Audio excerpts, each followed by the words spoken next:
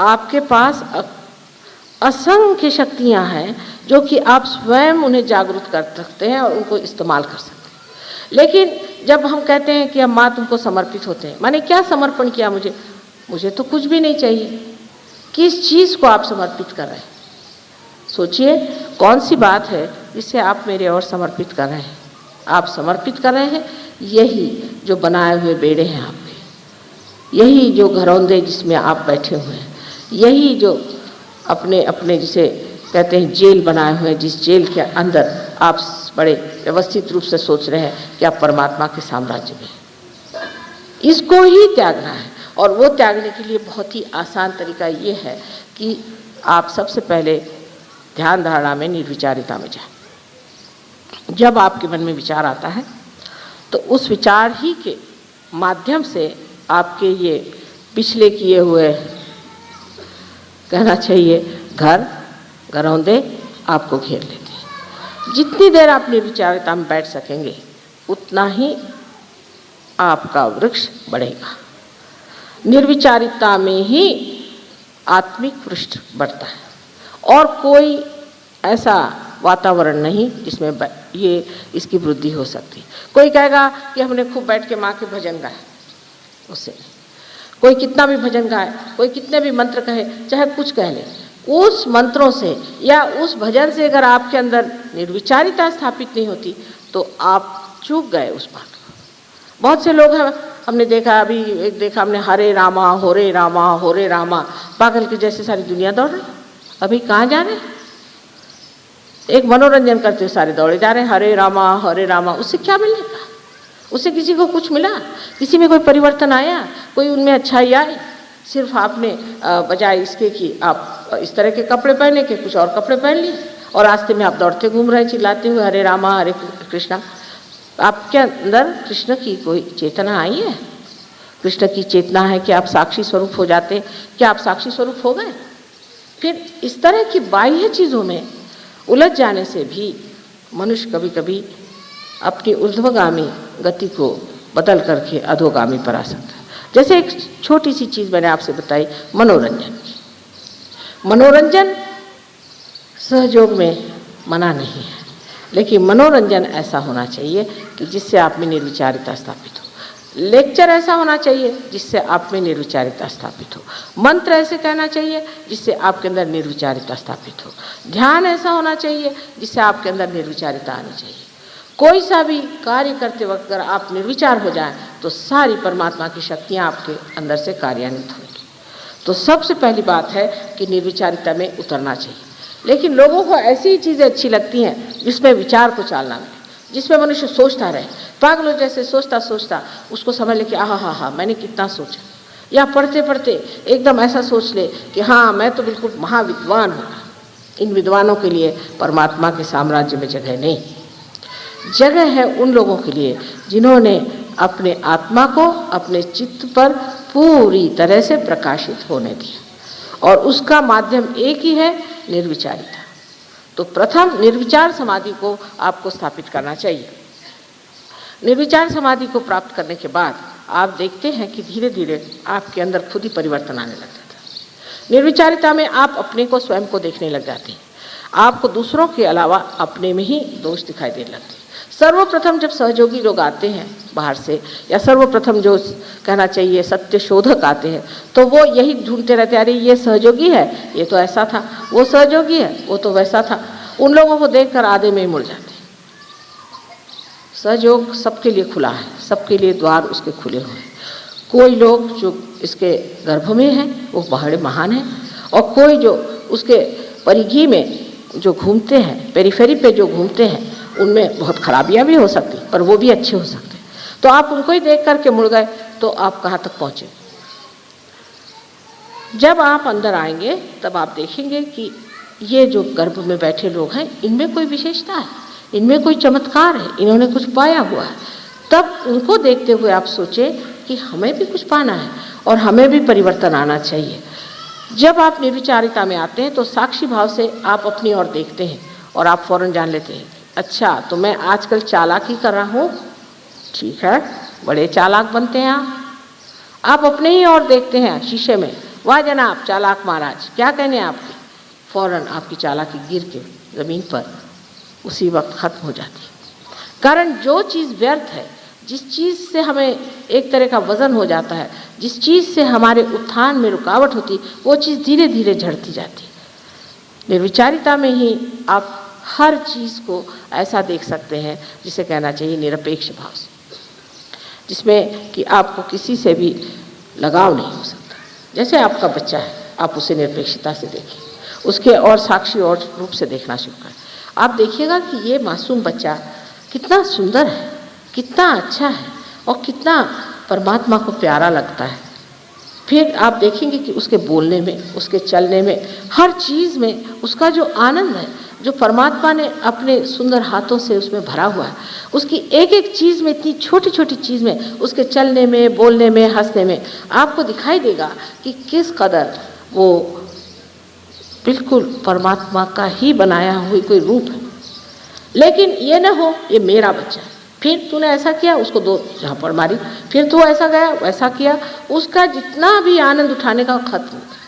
निर्विचारिता में आप बैठने से बच्चा भी आपको समझ सकता है और बच्चा ये सोचेगा कि देखिए ये तो मुझे देख रहे हैं और मैं भी इनको देख रहा हूँ, और धीरे धीरे निर्विचारिता की शक्ति जो है उसमें प्रकट होकर के उसको भी आत्म साक्षात्कार हो सकता है। तो तटस्थता जिसे कहते हैं कि तटस्थ होकर के निर्विचारिता में आप दूसरों की ओर नज़र करें। सहयोग में जब आप प्रवेश करते हैं तो सर्वप्रथम तटस्थ होना चाहिए। जैसे कि एक साइंटिस्ट जब किसी कॉलेज में जाता है शुरू में, तो वो तटस्थ होकर जाता है कि देखें आगे है क्या। लेकिन अगर शुरू ही से आप बहुत अक्लमंद हैं तो आपके आगे सहयोग कहता अच्छा माफ़ करिए, आप जाइए अपने अकल को लेकर। अब जो इन लोगों ने कहा कि आपको बुद्धि से परे उठना चाहिए, सो कहना बात ठीक है, बुद्धि से परे उठना चाहिए, पर कैसे? बुद्धि का असर सारा अपने आज्ञा चक्र पे आता है और आज्ञा चक्र पे आया हुआ असर निकालने के लिए भी इलाज निर्विचारिता है। बुद्ध ने तो सिर्फ कहा था कि आप अपनी आत्मा ही को प्राप्त करो, बाकी सब बात छोड़ो, भगवान की बात छोड़ो, कोई बातें मत करो। निरीश्वरवाद की बात करी, उन्होंने कहा छोड़ दीजिए, सिर्फ परमात्मा को पाने की बात करने से अच्छा है सिर्फ अपने आत्मानुभव को ही आप प्राप्त करो, बस और कोई बात नहीं करना। वजह ये थी कि और लंबी चौड़ी बात करने में ऐसे लोग मुझको भी पूछते हैं कि माँ हम भगवान कब होंगे? भाई हो जाओगे, हो जाएंगे ना? हाँ हो जाओगे। कब? उसकी कोई तारीख लिख के तो दी नहीं मुझे कि कब हो गए। अगर आप ये समझे कि सिर्फ आप आत्मा मात्र हो जाइए तो आप पहली सीढ़ी पर आ सकते हैं। हमें सिर्फ आत्मा मात्र होना है, माने का सिर्फ आत्मा ही पे रहना। पहले आत्मा तो हो जाइए, फिर आगे की हम लोग बात करेंगे। लेकिन जबकि आप बहुत ज़्यादा पढ़े लिखे हैं तो और भी आप सोचते हैं कि हम एकदम से ही बड़े भारी कोई शंकराचार्य हो जाए, तो हो नहीं सकता। आदि शंकराचार्य होने के लिए सहयोग में आते ही सारे गुण नहीं आ जाएंगे, लेकिन पहली सीढ़ी कि जिसको आत्मानुभव है उसे आप प्राप्त करें। आत्मानुभव के लिए फिर वही बात आ गई कि निर्विचारिता में उतरना पड़ेगा। अब ये दिल्ली शहर आपका ऐसा है कि मैं आई तब से राइट स्वाधिष्ठान ऐसे ज़ोर से चल रहा था, मेरे से बैठा तक नहीं गया। इसका मतलब यहाँ लोग सोचते ज़्यादा हैं, करते कुछ नहीं। कम से कम कुछ करेंगे तो जो सोचने की जो गर्मी है वो करने में निकल जाएगी, लेकिन करते कुछ नहीं, ज़्यादा सोचते हैं, प्लानिंग ये वो। अब इतना प्लानिंग यहाँ होता है और देश का हाल देखिए तो समझ में नहीं आता कि कौन से देश में हम बैठे, उसी में जिसमें इतना प्लानिंग होता है। वजह ये है कि जब आप कुछ सोचते भी हैं, जब तक उसमें आप कार्यान्वित नहीं होते, वो सोचने का अर्थ क्या रहता है सिवाय इसके कि अपना शरीर फिर जाए। और ये राइट स्वाधिष्ठान की पकड़ इतनी ज़्यादा यहाँ है कि शुरू से मैं जब से दिल्ली आ रही हूँ देखती हूँ कि राइट स्वाधिष्ठान यहाँ बहुत ज़्यादा पकड़ता है। इसका कारण यहाँ अखबार है, यहाँ पर लोग हमेशा पॉलिटिक्स की बातें करते रहते हैं। यहाँ अभी कोई पॉलिटिक्स पद पे थे, कुछ उतर गए तो वो और ज़्यादा बोलते हैं, उनको कुछ और मिल गए, फिर इधर से वो हो गए, कुछ होते ही रहता है यहाँ पे। ऐसे ही कोई लोग सिंहासन पे बैठे हैं, कोई सिंहासन से नीचे बैठे हैं, कोई सिंहासन पे चढ़ रहे हैं, कोई सिंहासन से उतरे हुए आपस में इधर उधर दोस्ती कर रहे हैं। एक का दूसरे से झगड़ा होगा तो वो तीसरे से जाके मेल मुलाकात कर रहे हैं। ये सब बेवकूफ़ी का काम वो लोग कर रहे हैं, बिल्कुल महाबेवकूफ़ी, समय बर्बाद कर रहे हैं। कोई किसी को याद नहीं करने वाला, इससे कोई आनंद की चीज़ तो पाई नहीं, कोई विशेष चीज़ तो पाई नहीं। लेकिन वो घोड़े दौड़ाने की आदत जिसको हो जाती है वो छूटती नहीं, फिर वो एक तरह का घरौंदा होगा। सो उसके लिए भी यही सोचना चाहिए कि जब ये सब व्यर्थ चीज़ है, सब इसमें कोई समय बर्बाद करना है, तो एक कोने पे खड़े होकर देखें कि पागलों जैसे ये क्या अपने समय को बर्बाद कर रहे हैं। अगर आपने ये समझ लिया तो सोच लीजिए कि आप में अब धीरे धीरे साक्षी भाव शुरू हो रहा है। साक्षी भाव में मनुष्य किसी भी उलझनों में फंसता नहीं। कोई भी उलझन आती है उसकी और देखता मात्र है। शुरू में ज़रूर लगता है कि मैं वहीं खड़ा हूँ। जैसे आज मैं डॉक्टर साहब को समझा रही थी कि अगर आप किसी भीड़ से गुजर करके किसी पहाड़ी पर पहुँच जाए और उस पहाड़ी पर से आप भीड़ की ओर देखें तो कहीं अगर ज़ोर से ब्रेक लगा कुछ लगा तो आपको लगता है कि आप ही वहाँ, तो आप जरा दचक जाए। लेकिन जब आप जान जाएंगे अरे मैं तो पहाड़ी पे बैठा हूँ, मुझे तो देखना मात्र है, तब आप नहीं दचके। यह स्थिति आने के लिए इसे ही निर्विकल्प स्थिति कहते हैं। इस स्थिति में मनुष्य जो है वो कुछ भी देखता है, जानता है, तो भी वो विक्षुब्ध नहीं होता, शांत देखते रहता है। अब लोग कहेंगे ऐसी शांति में क्या अर्थ है? अगर ऐसे आदमी शांत हो जाए तो फिर लड़ाई कोई न करे, कुछ न कहे तो विरोध कैसा? ऐसे मनुष्य की शांति परमाणु के आपके बम से भी बढ़ के तेजस्वी होती है और बड़ी कार्य करती है। इसके कार्य की आपको महिमा मैं क्या बताऊं कि कर एक ऐसा शांत पुरुष किसी भी ऐसे स्थान में चला जाए जहाँ गड़बड़ी हो रही, एकदम से वहाँ बदल आ जाएगा। लेकिन वो पुरुष उस स्थिति में होना चाहिए जहाँ वो शांति पूरी तरह से अपने चारों तरफ उसकी प्रभा फैला सके। सब लोग एकदम से अवाक होकर शांत हो सकते। जितनी हड़बड़ी मची वो एकदम से जा करके एक व्यवस्थित रूप से ठीक हो सकती। जैसे कि कोई जादू की कोई उसने विशेष कोई किमया कर दी है या जादू की कोई छड़ी उसने घुमा दी है कि सब एकदम शांत हो गए। इस शक्ति को प्राप्त करना उन लोगों के लिए है जो कि सहयोगी हैं। आज हम देखते हैं हर जगह शांति के फाउंडेशन बन रहे हैं, शांति का ये है, शांति का वो है। इससे शांति कैसे हो सकती है? शांति तो हमारे अंदर चीज़ है। अब मनुष्य जो खुद कहेगा मैंने तो शांति पा ली, पर दूसरा कैसे शांति पाएगा?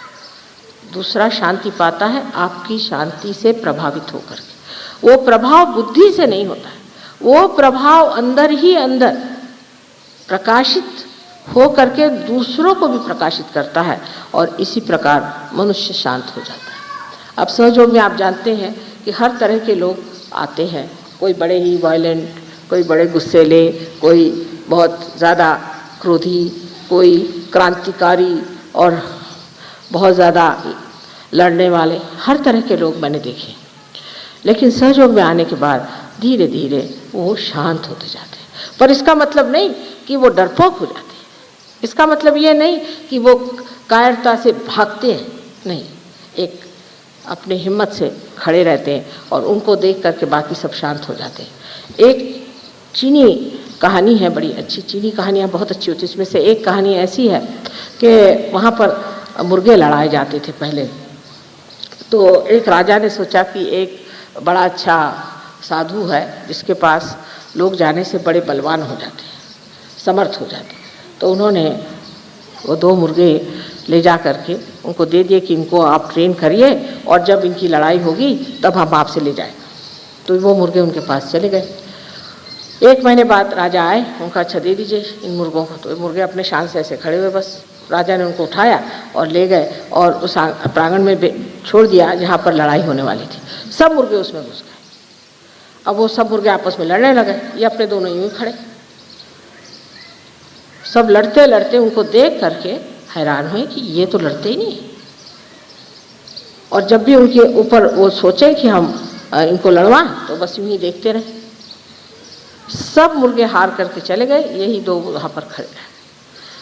इस कहानी का आशय यह है कि जब मनुष्य शांति के सागर में पूरी तरह से विद्यमान होता है तो जैसे कमल पुष्प के जैसे उसके सुगंध से लोग सुरभित होकर के शांतमय हो जाते हैं, पूर्णतया उनके अंदर शांति आ जाती है। इससे बढ़ के और क्या शक्ति शांति की हो सकती है?